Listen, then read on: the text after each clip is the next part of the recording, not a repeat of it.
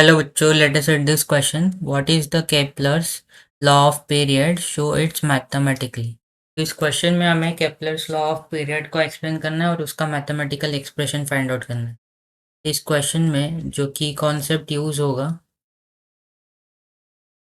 वो होगा Kepler law of period, जिसके अकॉर्डिंग जो square of the time period of the orbit होता है ये डायरेक्टली प्रोपोर्शनल होता है cube of the semi major axis.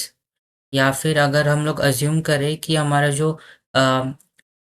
Orbit है अगर वो सर्कुलर ऑर्बिट है, तो ये फॉर्मूला जो है ये हो जाएगा यहाँ पे सेमी मेजर एक्सिस की जगह पे रेडियस ऑफ द ऑर्बिट हो जाएगा। तो ये केपलर लॉ ऑफ पीरियड होता है।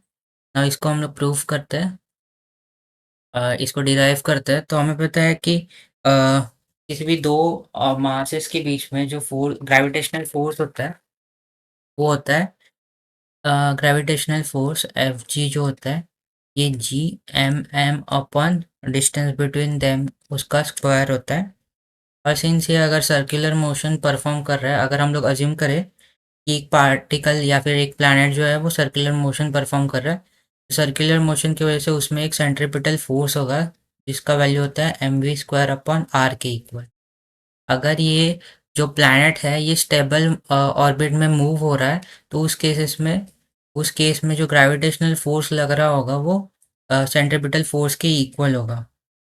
तो अगर हम लोग दोनों वैल्यूज इक्वेट कर दे, यहाँ से हमें मिलेगा G M M upon R square equal to M V square upon are.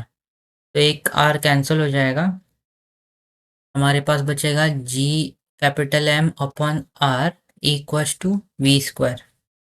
अभी हमें पता है ये जो स्पीड है इसको हम लोग लिख सकते हैं circumference of the circle 2 πr divided by the time period capital T. तो यहाँ से हम लोग v का वैल्यू सब्स्टिट्यूट कर देंगे, तो ये हो जाएगा g capital M upon R equals to 4 πr² upon T square. तो यहाँ से अगर हम लोग t का वैल्यू निकाले तो ये हो जाएगा T square equals to 4 πr³ 4 πr³ upon G capital M।